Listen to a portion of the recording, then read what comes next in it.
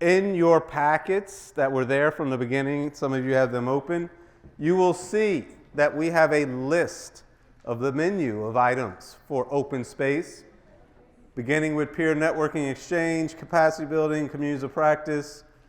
You've got Catch a Fire under capacity building, facilitation and community engagement training. Malenko, I think that's you, under capacity building. Then under communities of practice, DEIB. As Cynthia just alluded to, food justice is another topic, jail reentry, measuring well-being, regional community engagement for voter access, and then targeted universalism. Monty mentioned that earlier. Yours truly will be leading the conversation at that particular table, kind of instead for our good friends at SEED, Paul and Evan, who are not here today, but we will be working with them in putting together a community of practice around targeted universalism. So for those of you who want to learn, understand a little bit more, or we're really with all of these looking to see where the energy is, looking to see which of these may fall on what level of that continuum we put up before. So community of practice is an option for all of these subjects. You're going to start the dialogue to gauge what level of interest there is to see where you may fall on that continuum, if you will. Continuing on, partner initiatives and alliances. The Futurity Alliance will have a table for open space, and then Devin with Race and Health Equity Alliance as well.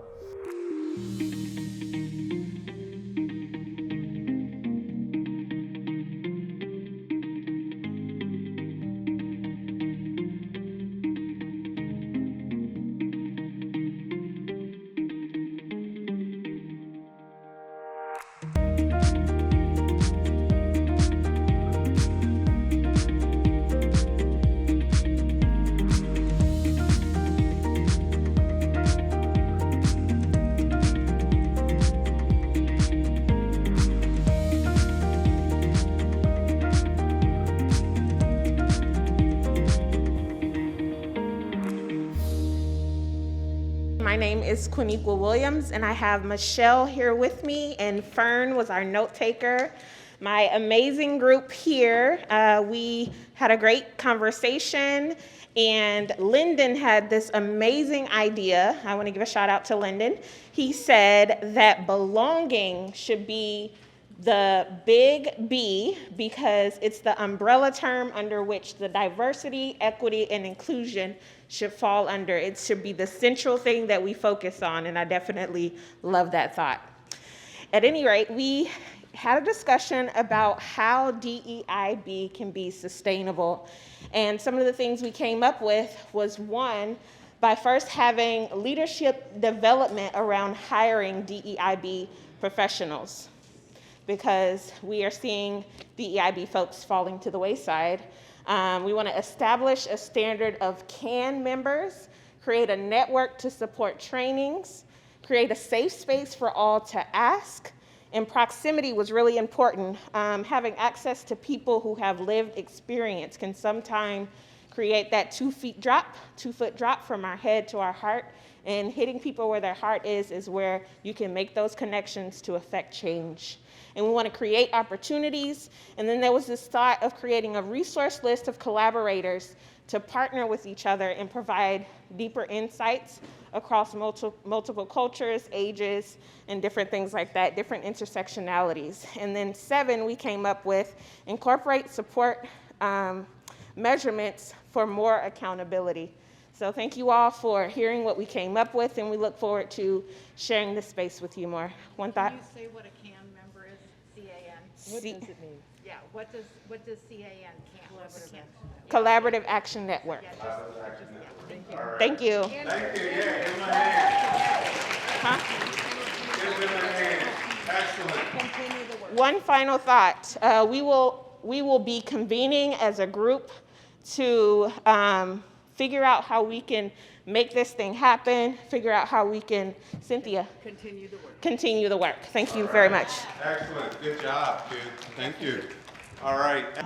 All the way in the corner. Jail reentry. So we started having a discussion on the new jails being built in Linwood and up in Bellingham, and that stakeholders try to shine it up by attaching mental health facilities to it. And so we had a discussion about that, yes, we need mental health facilities, we need substance abuse treatment, but we do not need to attach it to our jails because we cannot have healing and wellness and jails.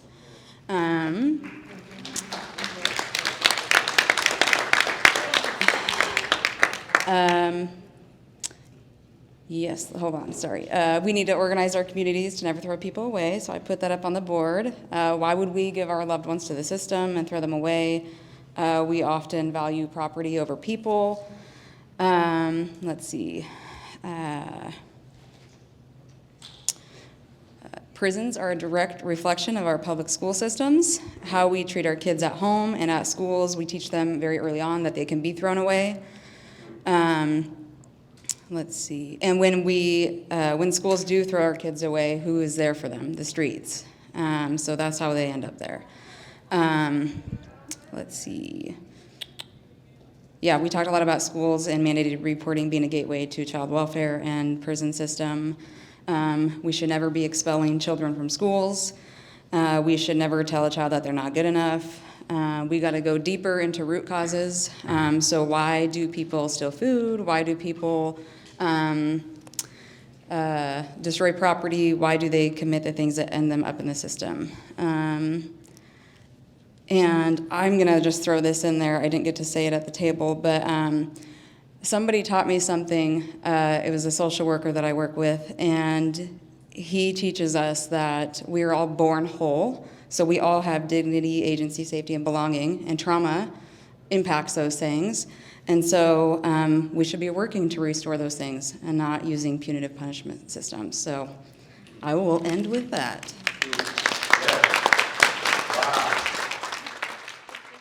Next, we have targeted universalism and belonging.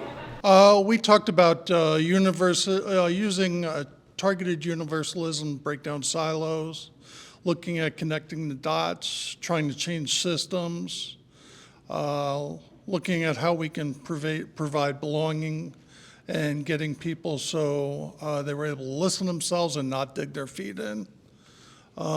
We also talked about having a network of people who have the same frustrations and concerns that you have and learning from them.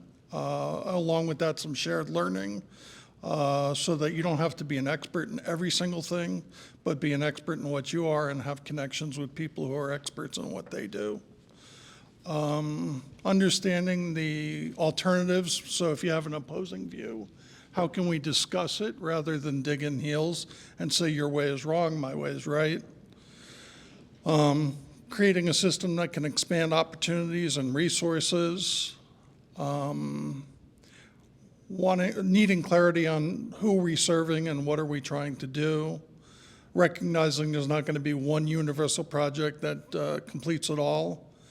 And then can I get the right people with the right questions and build and teach skills with my partners, and then look at the continued insights around the good and the great conversations that we have.